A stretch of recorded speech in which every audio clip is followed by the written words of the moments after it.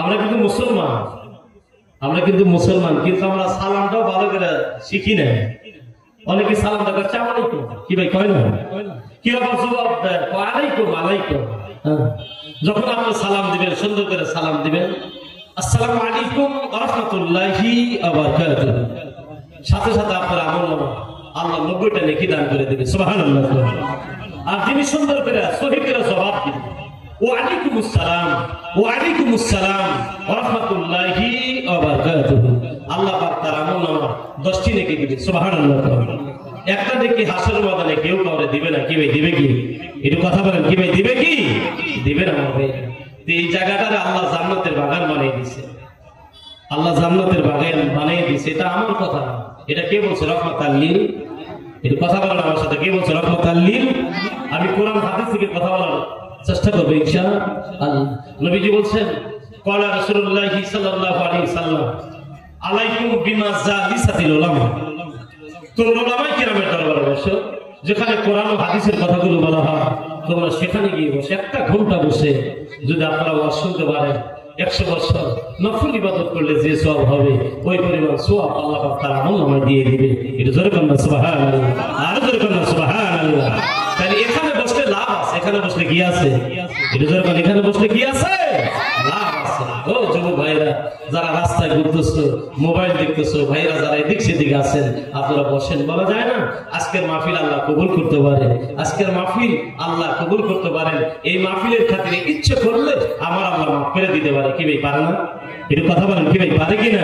ভাই যারা আসলে তোর সামনে, ভাই তোমরা সামনে আসো, একটু সামনে সামনে ভাই, একটু সামনে বসেন আপনারা সুন্দর ভাবে। একটু মহব্বতের সঙ্গে জিকির করি লা ইলাহা ইল্লাল্লাহ, মহব্বত বলেন লা ইলাহা ইল্লাল্লাহ, থাকি দিয়া লা ইলাহা মহব্বত বলেন লা ইলাহা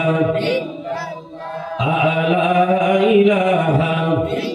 আস্তে আস্তে মনে হয় আল্লাহ জিকিরের উপরে আর কোনো ডাক নাই, ইবাদত নাই। নামাজটা হইল জিকির, সুবহানাল্লাহ। এই যে জিকির করতেছে এটাও জিকির। হ্যাঁ, এই জন্য আল্লাহর ডাকলে আল্লাহ খুশি হন। আল্লাহ কি হন? এটা ধর আল্লাহ কি হন? আমার আল্লাহ কোরআনের মধ্যে বলেন আলা বিযিকরিল্লাহি তাতমাইন্নুল কলব। এটা কার কথা?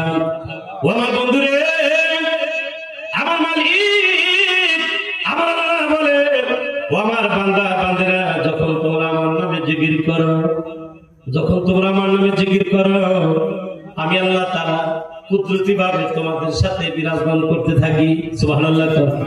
যার কলবে জিকির নাই তার কলবের মধ্যে কোনো শান্তি নাই। এটা কার কথা? আলা বিযিকরিল্লাহি তাতমাইন্নুল কলব। যার কলবে জিকির নাই তার কলবের মধ্যে শান্তি নাই। যার কলবের মধ্যে আল্লাহ কয় আমার নামের জিকির আছে, তার কলবের মধ্যে তো শান্তি আছে। মারহাবা বল। আনা জালিসু মান যাকারানি, আল্লাহু আকবার বল। আনা জালিসু মান যাকারানি। আমার আল্লাহ কয় বান্দারে, ও আমার বান্দি, যখন তোমরা আমার নামে জিকির করো, যখন তোমরা আমার স্মরণ করো, আমি মালিক, আমি আল্লাহ তাআলা কুদরতি ভাবে তোমার সাথে বিরাজমান করতে থাকি। এটা জোরে করুন সুবহানাল্লাহ। মান্না গুঞ্জাম দর জমিন আসমান, লিখি গুঞ্জাম দর কলবে মুমিনা। আমার আল্লাহ কয় আমার আসমানে জায়গা নাই, জমিনেও জায়গা নাই। মুমিন বান্দা বান্দি যারা থাকবে তাদের কলবের মধ্যে তো আমার জায়গা। জোরে করুন সুবহানাল্লাহ। মুমিনের কথা বলছে, মুমিন। মুমিন, মুমিন কাকে বলা হয়? 2-4-5 লাখের মধ্যে একজন মুমিন বান্দা বান্দি খুঁজে পাবেন কিনা সন্দেহ আছে। 2-4-5 লাখের মধ্যে যারা মুমিন তারা মিথ্যা কথা বলবে না। মুমিন যারা তারা কোনোদিন মিথ্যা কথা বলবে না, তারা নামাজ ছাড়বে না, পরের হক নষ্ট করবে না, বেহালালি তারা করবে না। আমার ভাইরা মানুষের সাথে অহংকার করবে না। হ্যাঁ, এইরকম লোক খুঁজতে গেলে দেখুন তো ভাই 2-4-5 লাখের মধ্যে 2-1 পাওয়া যায় কিনা সন্দেহ আছে। পাওয়া যাবে না তারা না, হয়তো 10 লাখের মধ্যে একজন পাওয়া যাবে। এই জন্য আল্লাহ কোরআনের মধ্যে বলেন ওয়া কানা হাক্কান আলাইনা নাসরুল মুমিনিন। আল্লাহু আকবার।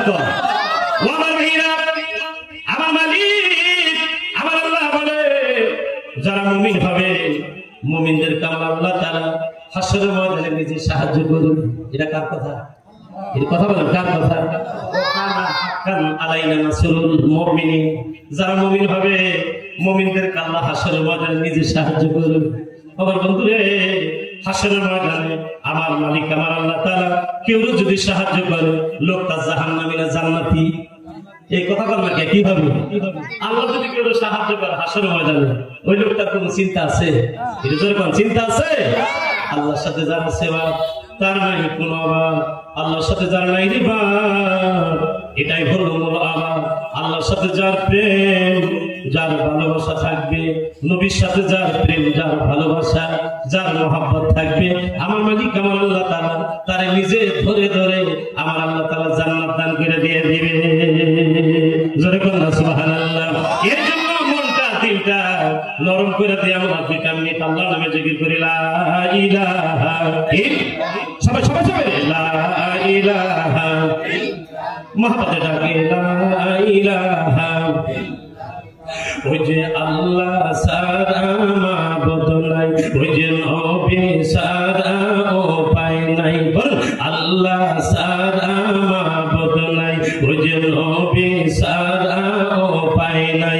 ওই যে ওই নবীর পাইতে হলে, ওই নবীর পাইতে হলে ওলি আল্লাহ দোয়া চাই লা ইলাহা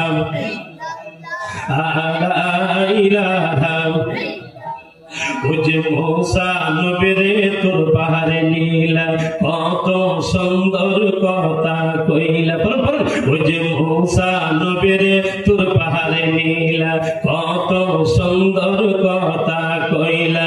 তোমার নূরে পাহাড় জলে, তোমার নূরে পাহাড় জলে, মূসা কেন জলে না?